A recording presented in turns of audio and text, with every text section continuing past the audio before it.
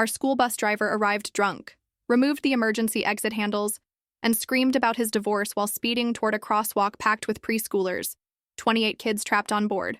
The driver, Mr. Stone, leaned close and shouted, "Hurry! Up, I don't have all day!" Slurring his words, he could barely stand. But here's the thing. He'd driven for 10 years, so everyone trusted him and boarded. Only 10 minutes into the drive, after he hit a squirrel, did I start worrying. "Mr. Stone, maybe slow down," I urged. His bloodshot eyes snapped to mine in the mirror. "You trying to get me fired, kid?" Then he cranked the heat to full blast during a September storm. Windows fogged instantly. We saw nothing outside. "Anyone else have anything to say?" he sneered. My mind raced, listing reasons we were doomed. We were on a rural route. Nowhere in sight. The storm had knocked out cell towers. Just my luck. I tried the front emergency exit. Nothing. Tried the back. Still nothing. Derek, the kid who made armpit noises all ride, pointed out what we'd missed. "Yo, the exit mechanisms were removed. With tools." My heart sank. We were trapped. Mr. Stone made sure of it. At the first stop sign, every bone in my body begged him to stop. Selena's little brother was supposed to get off, but he blew through it. "Please, Mr. Stone," I stood, despite the swaying bus. "Pull over. Let us off. We won't tell." "Sit down," he spat. "You just lost bus privileges. I know where you live. I can get you suspended." Suffocating heat and fear broke kids down. My eye. 6-year-old sister Isabella wailed. The kindergartner opposite wet himself. Everyone texted frantically, but messages failed. Then Blake, the bully everyone hated, stood beside me. "Dude, stop the bus," Mr. Stone cackled. "Tough guy wants to fight, beat up an old man." That's when he tried to kill us all. A car approached. He saw it. We all saw it. He locked eyes with me in the mirror and smiled. "No way," I breathed. Before my mind processed it, he yanked the wheel toward them. "That'll teach him to honk at me," Isabella shrieked. Kids slammed into windows. My ribs hit the seat. The bus echoed with crying and his babbling like a crackhead. 10 years, he ranted. 10 years taking care of your kids. But my wife? She just wants my money. His knuckles whitened on the wheel. Take my house. Take my kids. But I still show. Up. The speedometer climbed. 40, 45, 50. School zone signs blurred past. The blinking 25 bides many a P1s. He pressed harder on the gas. "Mr. Stone, shut up." Selena's voice shook. "The crossing guard's coming up." "Good," he snarled. "Maybe this'll, teach people to respect what I do." Through the fog, I saw them. Mrs. Anderson in her neon vest, a line of toddlers clutching a rope thing, little backpacks bouncing. They had no idea a 2-ton missile headed straight for them. Blake and I locked eyes, then at the red emergency. Lever above the driver, the one they warn you never touch unless someone's dying. Yeah. Well, I dove. Mr. Stone saw me, lunged, but Blake yanked him back. I gripped the lever and pulled with everything. Brakes screamed. We flew forward. My head cracked something metal. I tasted blood. But we stopped. 10 feet from the crosswalk. 10 feet from tiny dinosaur backpacks. The doors hissed open. That's what the lever does. Kids scrambled out. Mr. Stone grabbed at them, screaming about conspiracies and ungrateful brats. Blake filmed him stumbling, yelling at ghosts. When cops arrived, he was still in his seat, insisting we'd staged it to get him fired. They found 3 vodka bottles under his seat. His BAC was twice the legal limit. But here's what messed me up, what they told us a week later. The cop interviewing me let it slip. "You kids weren't the first to notice. 3 parents had reported him drinking before. The district buried every complaint." 2 days later, Caden Harmon leaned over in math class. "Yo, my dad drinks with Mr. Stone at Murphy's every Friday." He whispered, but everyone heard. "Says he got divorce papers that morning, right before picking us up." My stomach dropped. So we were just collateral damage in his midlife crisis? The principal called an assembly. Mrs. Peterson smirked. "Students? We're addressing the incident. Mr. Stone had a medical episode." Blake stood mid-speech, pulled out his phone, and cranked the volume. Mr. Stone's voice filled the auditorium. "Take my house." Take my kids, but I still show up. Mrs. Peterson paled. Blake, sit down. Nah, he said, playing the video, kids crying, the engine roaring, him screaming about his wife. This a medical episode? Teachers lunged, but he'd already sent it to half the school. By lunch, everyone saw it. That night, Isabella woke screaming. Again. She was convinced the bus was crashing through her wall. The yellow monster's here. It'll get the babies. There's no bus, Bella, I soothed. You're safe. But she clung to me for 2 hours, asking if the preschoolers and their dinosaur backpacks were okay. My parents were furious. Dad spent the night on calls with other parents. Mom typed furiously, documenting everything. They filed a complaint with 12 families. The emergency school board meeting was packed. The superintendent, Dr. Richards, in his expensive suit, called it an isolated incident. We're conducting a thorough review. Isolated, a mom shot back. My 8-year-old won't sleep. She's on anxiety meds. Derek's mom, a research nerd, stood. I found something in public records. She pulled a folder. Complaint from 2 years ago. Parent reported Mr. Stone smelling of alcohol. Marked unsubstantiated by April Mendoza. The room erupted. Another from last year, she read, and 2 months before your incident. All mentioned alcohol, all dismissed by April Mendoza, the transportation supervisor. She stood. I investigated thoroughly, no evidence. You never asked me, Joey Tanaka, the bus mechanic, called from the back. 20 years fixing buses. You never checked for bottles. April flushed. Not protocol. I found 3 bottles last month. Joey pressed. Told you. You said mind my own business. Someone posted Blake's video online that night. By dinner, it had 40,000 views. Caption. This is what the school district calls a medical episode. Next morning, news vans swarmed. CNN, Channel 7, Channel 4. The district couldn't pretend anymore. The superintendent went on TV, lying straight-faced. We followed all protocols. The exits were probably jammed by students. Blake texted me a close-up from his video, tool marks where handles were removed. Sending this to the news, he wrote. 3 kids from other routes came forward. Sarah Chen's mom had dashcam footage of Mr. Stone running a red light 2 weeks earlier. Another kid said he'd swerved into traffic last month. We weren't special, Derek said at lunch. Just the time he got caught. Isabella started therapy but wouldn't talk. She just drew. A yellow monster with red eyes devouring stick figures. Normal, the therapist told Mom, but I saw Mom crying over the pictures. She used to draw rainbows. The district's lawyer sent threatening letters about spreading unverified information. Mom laughed. They care more about lawsuits than kids. We got FOIA requests for all emails about Mr. Stone. Meredith, a paralegal parent, organized us. Evidence before they destroy it. At the next board meeting, parents packed the room. When they tried to go private, Meredith stood.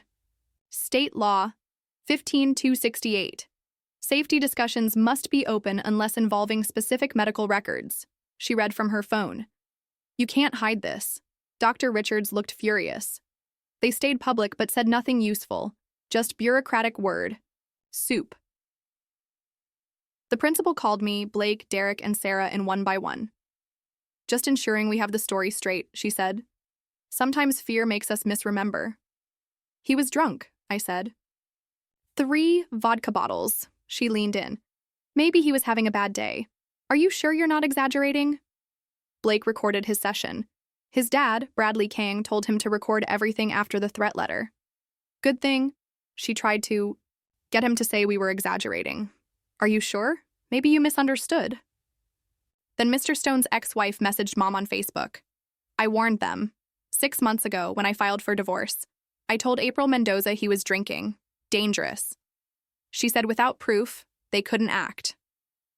What more proof than a wife of 15 years? Nobody listened. Mom forwarded it to Meredith. Kate Woodard, a former bus driver, contacted us.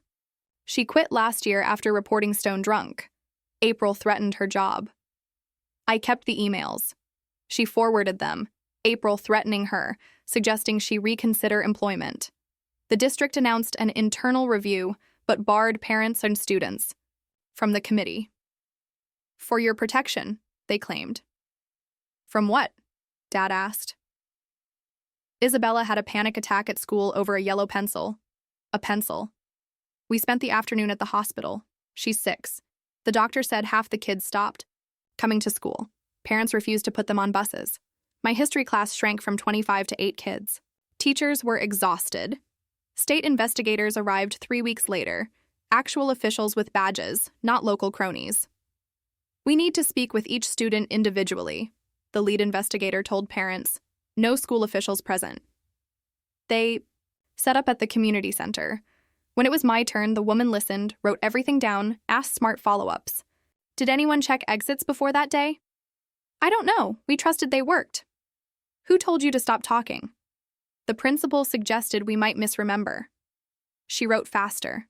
Now I check exits everywhere. Movies, restaurants, stores. Dear Eric texted, Dude, I counted exits at Walmart today. Normal? I do it too. The therapist calls it hypervigilance. Trauma. Whatever. I just know I'll never trust exits again without checking. April Mendoza, retired 2 days after investigators left. The district claimed it was unrelated, but Joey texted Dad. She got a choice, quit or fired, took the pension. Then emails leaked to Channel 7. The superintendent telling April to handle complaints about Stone quietly after the second report. He knew. We need a lawyer, Meredith told the parent group. Class action. 23 families chipped in. The district's response? They canceled all field trips. Unexpected legal expenses. Punishing kids for speaking up. Blake wore a homemade I Survived Bus 47 shirt to school. The principal suspended him for disrupting learning. Bradley Kang stormed in. Suspending my son for surviving attempted vehicular homicide under your care? Blake was back in 2 days. Then things got weird. Families dropped out of the lawsuit. No explanation, but Guyon's dad worked for the city. Someone threatened his job. Joey got fired next. 20 years fixing buses, gone for performance issues after agreeing to testify about tampered exits. Picking us off, Dad said. Derek's parents made him stop talking after their insurance doubled. His dad needed city contracts. Can't afford enemies. 2 weeks later, Dad lost his warehouse job. Officially downsizing, but the owner's brother sat on the school board. Dad was the loudest at meetings. We'll be fine, he told me. But I saw him up at 3 a.m. job hunting. Isabella got worse. Stopped eating, afraid she'd vomit like kids did on the bus. Wouldn't sleep. Nightmares. Mom found her hiding in a closet at 2 a.m., convinced the bus was coming. The hospital admitted her for failure to thrive. The psychiatrist said she had PTSD, like soldiers get.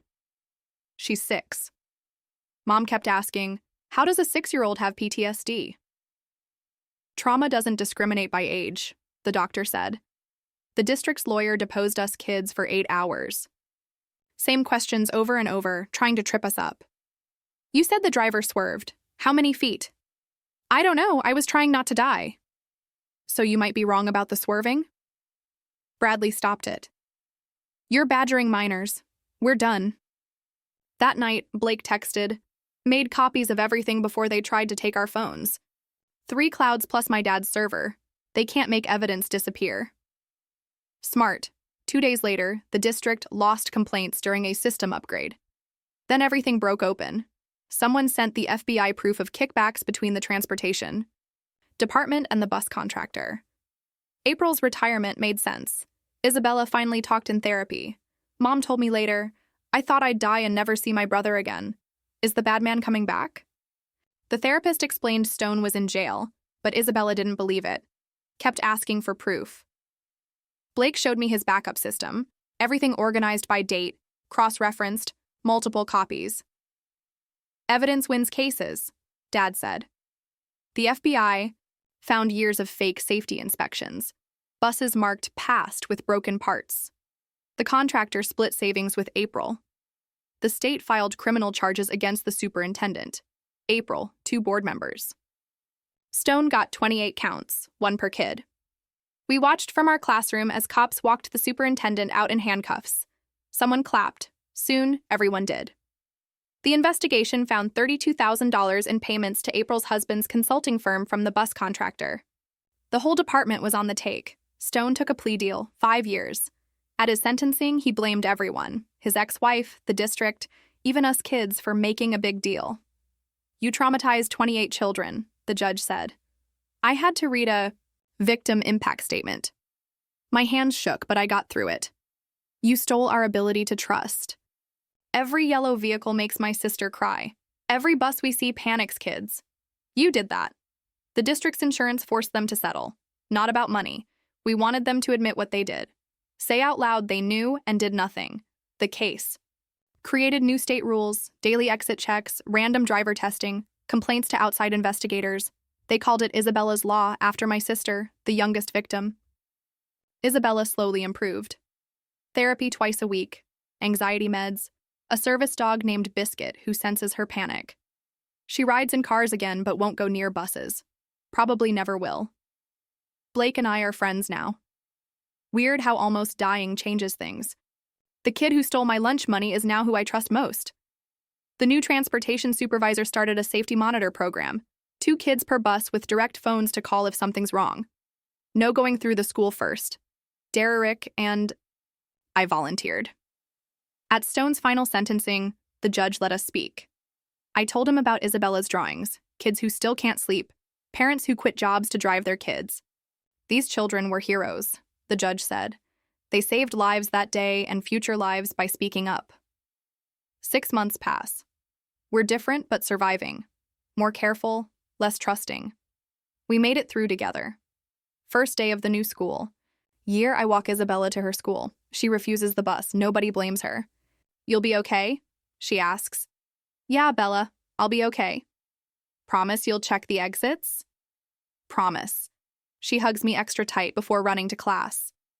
The new bus driver meets us at the stop. Mrs. Chen shows her clean record, tests all exits, points out the new panic button that calls 911 directly.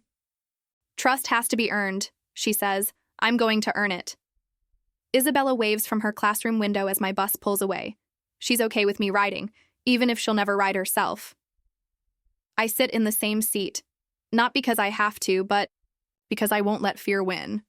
But yeah, I check the exits. Keep Bradley's number saved. Trust has to be earned now. That's just how it is.